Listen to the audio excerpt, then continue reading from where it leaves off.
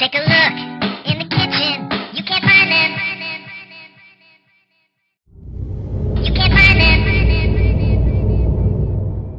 This is digital horror, something that I explored in my previous video and am diving deeper into today. There are far fewer series that explore the digital side of horror, a genre that resonates more with myself. I already covered TMK in the last video, so this time I'll be covering the June Archives, a series about memories and what happens to things that you have to leave behind. And you, why do you still live in the past?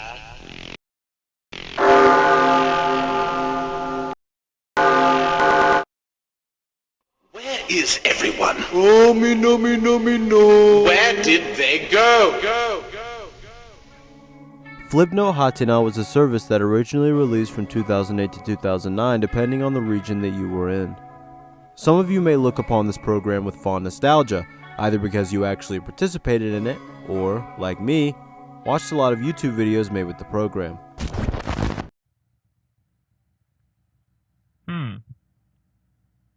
Emergency only, pull for fire. Even though there's no fire here, I'm gonna pull it. Come on!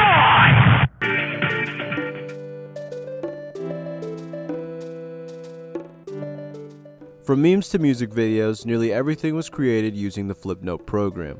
It was truly iconic. But as we all know, all good things must come to an end. On May 31st, 2013, Flipnote Hatina was officially discontinued. Many would make tribute videos saying their final goodbyes to the platform. Eventually, those really dedicated would move on to platforms like Sudomemo, but others would move on with life, and occasionally just look back upon Flipnote Hatina as a fond memory. But what happens to those long-forgotten Flipnotes? Listen, I know it's hard to believe. And don't panic, but we're all trapped here.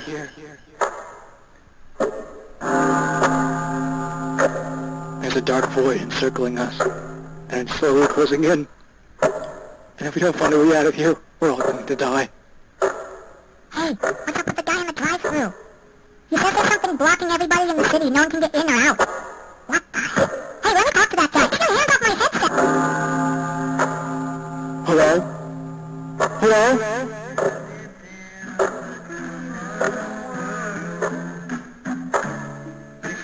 Is anyone out there?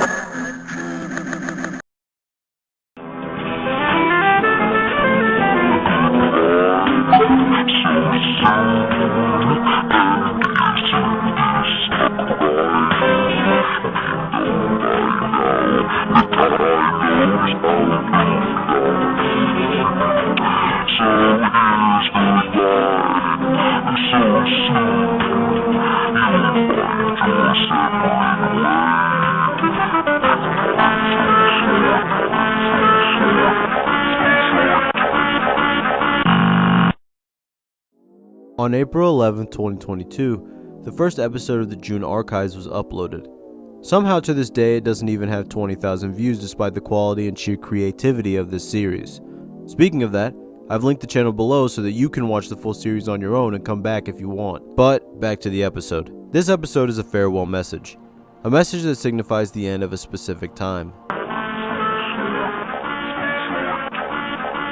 Speaking of time, I'll mention at this specific time that for the most part I'll be talking about why the series is so scary, and I'll only be analyzing some videos when it helps explain or emphasize a point that I'm making.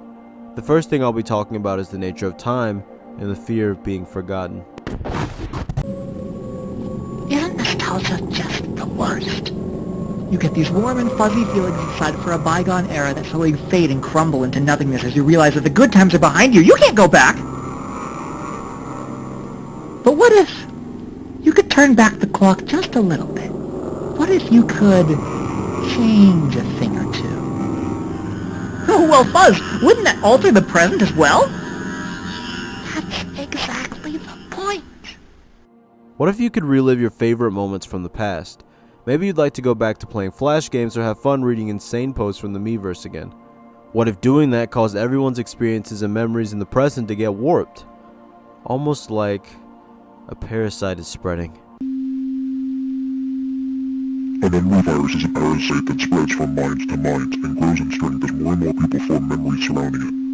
The more hosts that remember the parasitical entity, the more stably it roots itself in reality, becoming more and more real each time it spreads. With enough hosts, the parasite may even gain access to the physical world and cease to be a concept or an idea.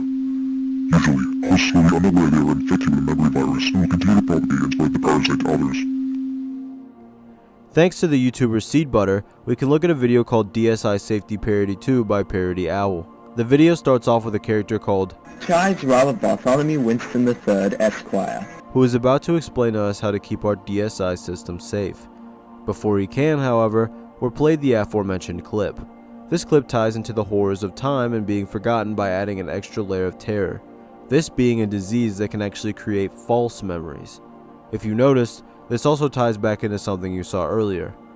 Remember a certain cat? Let's hear what they said again. Oh, well, Fuzz, wouldn't that alter the present as well? That's exactly the point.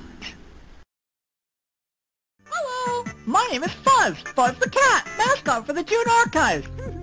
This cat, or Fuzz, is actually the mascot of the channel, which must mean something. Something not very good. Let's actually go back to the first episode that Fuzz appears in. Hello, my name is Fuzz, Fuzz the cat, mascot for the June Archives. And from us here at the Archives to all of you out there, we'd like to say, whoa! We've received a lot of support for the Archive project. We're incredibly grateful. As you can see right here, he's pretty much a regular mascot. Happy-go-lucky and cutesy, something that gives you a good impression of the entity it represents. But he's much more than a mascot. In fact, he's one of the most terrifying things in the June Archives universe.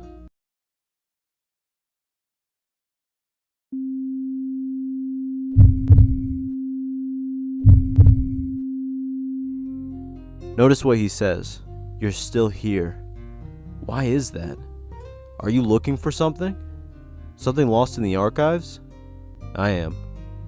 Let's look together. If you watch this series in order, this probably wouldn't have meant much. Maybe you just think that he's looking deeper into the archives because he's the mascot of the whole thing. But let's reflect on the aforementioned virus. Remember what it said? The more that people remember the entity, the more it's able to root itself in reality. Typically, people won't be aware that they're spreading the virus, and due to this, it could eventually cease to be a concept and become real. Who would be a better mascot than a memory virus? Everyone will see it and everyone will mention it in passing. Even me just talking about it is causing it to spread to all of you in theory. Fuzz is a sentient virus attempting to warp through space-time and insert itself into old Flipnotes while distorting the memory of everyone who used to use the Flipnote Hatena. And thanks to Seed Butter, we may have even more proof of this. Pseudo-Memo is a program that was originally released on January 26, 2014, and to this day has been a replacement for Flipnote Hatena. It houses many dedicated creators, and the one we'll be talking about today is called Serial Bowl. If you check their page, you'll notice that they have basically every video from the archives, and if you check the details on a certain video, you'll also notice that it was posted nearly 4 months before the first video on the June Archives channel was. It's very likely that Serial Bowl is the person behind the June Archives, although they may not be the only one, as a team has been mentioned a few times before. Let's go back to the memory virus. If you go back to December 23rd, 2021, you'll find a video called, "Oh boy, my favorite seat." In this video, we see a cat-like creature encounter the cat clock from the series before screaming and the video ends. The clock is something we've seen before in a couple episodes of the series. It obviously represents time being up, but I think it may also have something to do with Fuzz, as it's another cat-like entity in the series. I think it's also reasonable to assume that although this creature was originally created in 2020 and named Lucky, it could have been corrupted and morphed into the Fuzz that we know today. Or even scarier, Fuzz may have already infiltrated the past and warped our memories even further. Memories are very fragile things. They can be easily warped and erased by the human mind. When we look at the series, we can see a lot of examples of these forgotten memories and what they experience. For example, in the video from the opening clip, we see Mario lose his life. We also see other things like the workers disappearing from the McDonald's restaurant and Kirby losing his life to Starface, an entity who at this point is also confused as to what exactly is happening. The stars are growing dim and dwindling in number. But why?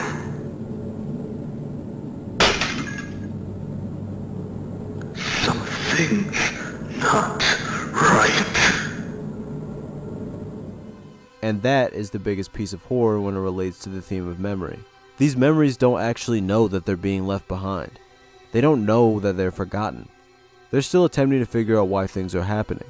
Why there's a lack of stars, or why there's nobody around all of a sudden.